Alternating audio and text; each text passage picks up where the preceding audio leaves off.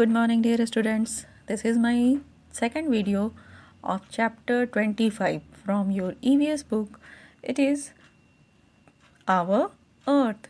In this, as we are studying about the structure of Earth, the first it is crust, second mantle, third core.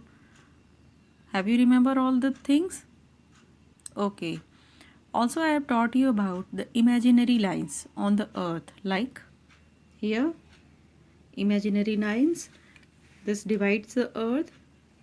This imaginary line, it is axis, and this is equator. Okay.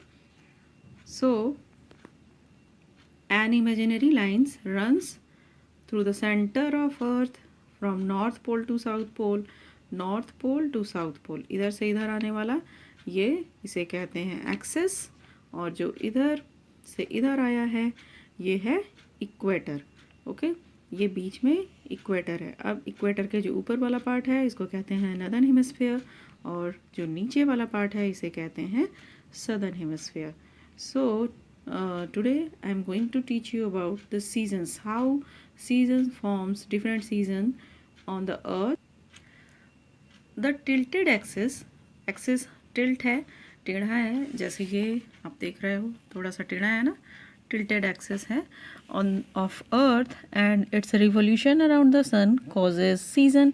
ये revolution जो sun के चारों तरफ घूमता है ये इससे क्या फॉर्म होता है, season. And this axis always points to north, हमेशा नॉर्थ की तरफ झुका हुआ रहता है. So when the earth revolves around the sun at a certain time of year, either the northern hemisphere or southern hemisphere is bent toward the sun. या तो northern hemisphere जो इधर वाला पार्ट है ये सन की तरफ बेंट होता है, या ये वाला पार्ट बेंट होता है. ठीक है ना. At the other times both the hemisphere are at an equal distance from the sun. और दोनों जो हेमिस्फीयर है, या तो ये इधर वाला और इधर वाला, दोनों का एक बार ऐसा टाइम आता है कि इनका जो सन से डिस्टेंस है, सन से डिस्टेंस ये इक्वल हो जाता है. एक समय ऐसा आता है जब ये बिल्कुल इक्वल होते हैं. So the hemisphere that is tilted towards the sun gets direct rays, and so it is warmer. अगर जो भी हेमिस्फीयर सन की तरफ बिल्कुल झुका हुआ रहेगा तो क्या होगा, सन के रेज डायरेक्ट उस पर पड़ेंगे, और वो उस तरफ का जो पार्ट होगा, जैसे मान लो सपोज दैट यहाँ आप देख रहे हो, ठीक है, इसमें कौन सा पार्ट ज़्यादा झुका हुआ है, ये है ना. तो जो पार्ट ज़्यादा झुका हुआ रहेगा वहाँ पे वार्म होगा, वहाँ पे गर्मी होगी. Okay, so the hemisphere that is tilted towards the sun gets direct sun rays. It is hot, so it is also longer days and shorter nights. It has summer. Summer में क्या होता है, जो days होते हैं वो long होते हैं और night जो होते हैं वो short होते हैं. So this is summer season. At this time, the other hemisphere that is away from the sun gets slanting sun rays. It has shorter days and longer night. It has winter, जो उसका opposite side होगा, अर्थ का जो opposite side होगा, वहाँ पर जो sun rays हैं वो पूरे नहीं जा रहे हैं. तो पूरे नहीं जा रहे हैं, इसकी वजह से क्या होगा, डेज शॉर्ट होंगे और नाइट लॉन्ग होंगे. और इस तरह का कब होता है, विंटर सीजन में. So children, this situation gets reversed about 6 months लेटर. मीन 6 month पे आप ऐसा फील करते होंगे ना कि 6 month के बाद में, ठीक है, तो थोड़े टाइम के लिए स्प्रिंग और ऑटम भी आता है, लेकिन जो मेन जो चेंजेस आपको दिखाई देते हैं वो ऑलमोस्ट 6 months के लिए दिखाई देते हैं. So when we take an example of India northern hemisphere and New Zealand southern hemisphere, we find that when India has winter, New Zealand has summer. यहाँ पर आपको मैं बताती हूँ, जैसे मैंने आपको बताया कि इस तरफ का ये इक्वेटर के ऊपर का पार्ट होता है southern hemisphere, sorry northern hemisphere, और नीचे का पार्ट है सदर्न हेमिस्फीयर. तो जब इंडिया में ठंडी का मौसम होता है, ठीक है। तो न्यूजीलैंड जो इसके अपोजिट साइड में है, इस तरफ होगा, तो वहाँ पर क्या होगा, वहाँ पर फिर अगर इंडिया में ठंडी पड़ेगी तो जो इसके अपोजिट साइड होगा वहाँ पे गर्मी पड़ेगी, isn't it? Children, we have two other seasons, spring and autumn. So these seasons are experienced when both the hemisphere are at an equal distance from sun. When the northern hemisphere has autumn, the southern hemisphere experience spring. जैसे अभी हम लोगों ने बात किया winter और summer का, जो अपोजिट साइड में नदन में अगर विंटर होगा तो सदन में समर हो जाएगा। उसी तरह से जिस समय नदन पार्ट में ऑटम होगा उसी तरह से सदर्न पार्ट में स्प्रिंग हो जाएगा। तो ये भी उसी तरह से होगा, isn't it? Just like here in this picture you can see winter in the southern hemisphere, ठीक है। सदर्न हेमिस्फीयर मीन्स इस तरफ सन के रेज कम आ रहा है ना, इस तरफ, तो यहाँ पर विंटर है, ठीक है।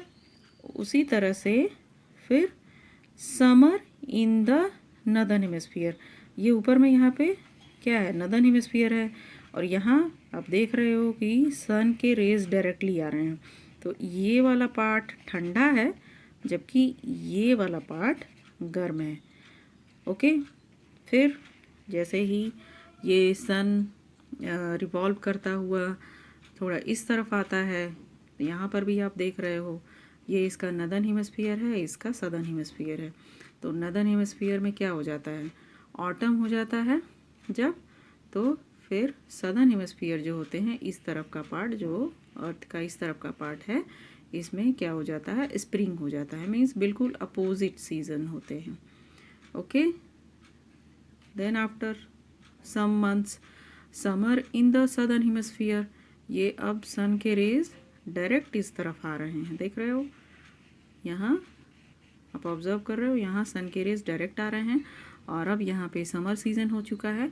तो ये जो पार्ट है, जो नदर्न हेमिस्फीयर का पार्ट है, ये अब दूर हो चुका है सन से, तो इसलिए अब इस तरफ कौन सा सीजन है, winter, winter in northern hemisphere.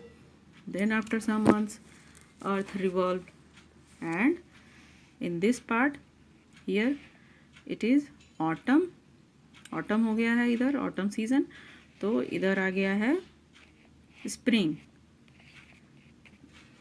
Okay, here is position of earth during its revolution, like northern hemisphere is tilted toward the sun, ठीक है। नदर्न हेमिस्फीयर जब टिल्ट होगा, सन की तरफ होगा, तो उस समय कौन सा सीजन होगा, समर होगा, क्योंकि सन के रेज डायरेक्टली पड़ेंगे।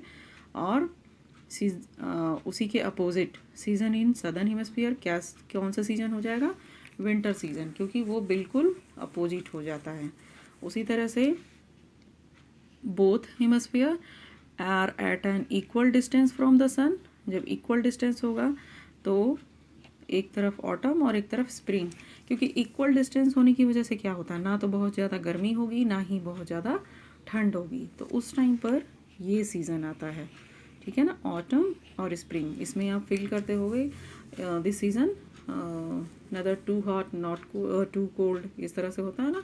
जैसे आप फरवरी मार्च में ये फील करोगे, जो स्प्रिंग सीज़न रहता है उस समय ना तो बहुत ज़्यादा गर्मी लगती है ना ही बहुत ज़्यादा ठंड होती है, तो उस समय इक्वल डिस्टेंस पे सन हमारा अर्थ हो जाता है।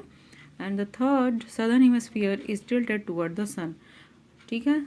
जो सदर्न हेमिस्फीयर है वो टिल्ट होगा जब, तो इस तरफ सीज़न नदर्न हेमिस्फीयर में विंटर होगा और season in southern hemisphere is summer. And when both hemisphere are at equal distance from the sun, then here in the northern hemisphere is spring and here is autumn। यहाँ पर भी आप देख रहे हो, यहाँ पर भी देख रहे हो, दोनों में क्या अंतर है, यहाँ पर इक्वल डिस्टेंस फ्रॉम द सन, लेकिन यहाँ जैसे आप पिक्चर में देख रहे हो इक्वल डिस्टेंस कहाँ कहाँ पर आया है, एक बार यहाँ देख रहे हो, ठीक है, और एक बार यहाँ देख रहे हो। तो ये दोनों टाइम में जो अर्थ है ये यहाँ ऐसे तो है नहीं, ये इस तरह से घूमता हुआ रहता है, घूमता हुआ रहता है। तो घूमते हुए फिर जब ये इस तरफ आता है और ये एक्सिस पर झुका हुआ है, टिल्ट है, तो जब इस तरफ से ये झुके हुए चल रहा है तो इधर ये जो इसके पार्ट हैं, जो साउथ का जो पार्ट है वहाँ यहाँ पर स्प्रिंग सीज़न हो रहा है। लेकिन जब ये घूमता हुआ यहाँ पर आता है तो इसका जो साउथ का पार्ट है वो यहाँ पर आ रहा है। तो उस टाइम पे यहाँ पे ऑटम होता है जब ये इस तरफ आ रहा है, और जब यहाँ पर है तो इस समय यहाँ पर स्प्रिंग सीज़न आ रहा है। Okay, so here is some interesting fact. Do you know? Let's see what is this. At the poles, when the northern hemisphere is tilted toward the sun, the north pole has sunshine all the time. The south pole has night all the time. In the same manner, when the southern hemisphere is tilted toward the sun, the south pole has sunshine all the time. The north pole has night all the time. ये जो अर्थ का पोल है उसके बारे में बता रहा है कि जब हमारा नदर्न हेमिस्फीयर टिल्ट होता है सन की तरफ, ठीक है, सन की तरफ झुका हुआ रहता है, तो नॉर्थ पोल पर सनशाइन पूरा ऑल द टाइम वहाँ पर सूर्य की रोशनी पड़ती हुई रहती है, और साउथ पोल जहाँ पर नाइट रहता है पूरे समय, जिस तरह जब घूम करके वो इस तरह से रहता है तो नाइट रहेगा पूरे टाइम। और जब साउथ पोल सनशाइन होगा तो नॉर्थ पोल पर नाइट होगा। ये तो मैंने आपको अभी भी बताया। ओके, नॉर्थ कैप और Norway is called land of the midnight sun as the sun never sets here during summer from May 14th to July 30th। यहाँ जो नॉर्वे है अर्थ पर, मीन्स नॉट इन इंडिया, उसे कहते हैं लैंड ऑफ मिडनाइट। जो ये टाइम है ना, May 14 से लेकर के July 30 तक, यहाँ इस समय सन सेट्स होता ही नहीं है। फुल टाइम वहाँ सन की रोशनी पड़ती रहती है, मीन्स दिन रहता है। And this place has day all the time during this period. इस समय वो डे मीन्स दिन ही रहता है, रात होता ही नहीं है। Okay, this is very interesting. At the equator, the sun rays fall directly on the equator throughout the year. That is why places near the equator are always hot. There are no season in these places. तो equator पर जो हमारा अर्थ का equator है उस part पर हमेशा सन का रेज डायरेक्टली पड़ता रहता है, इसलिए वहाँ सीजन्स ज़्यादा चेंज नहीं होते हैं। एक ही तरह का सीज़न पूरे साल तक बना हुआ रहता है। ठीक है, so children, this chapter is finished over about our earth.